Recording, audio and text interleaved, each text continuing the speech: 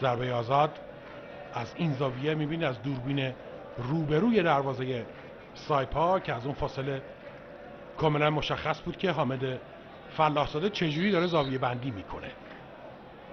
محکم میتونه بزنه ضربه رو، همین کار هم میکنه، محکم توی دروازه یه گل عالی میزنه امید ابراهیمی.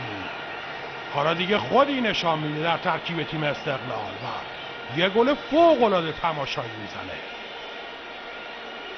کاری نداریم که بازیکن سایپا خوب وایسادن، بد وایسادن، دروازه‌بان خوب جا گرفت، بد جا گرفت، امید ابراهیمی عالی زد و یه گل تماشایی و به یاد ماندنی زد. 2-2 مساوی میشه. قلعه‌نویی حالا خوشحال از این که بازیکنی که به او اینقدر اعتماد کرده که مرکز خط میانی تیمش رو به او سپرده، اینجوری اعتمادش رو با این گل تماشایی جواب میده. نگاه کنیم،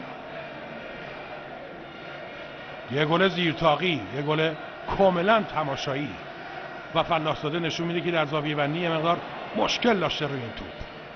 از این زاویه کاملا دیده میشه 3 نفر واقعا میتونه کم باشه برای این توپ و جایی میزنه که دیگه از فلاح‌زاده هم کاری بر نمیاد.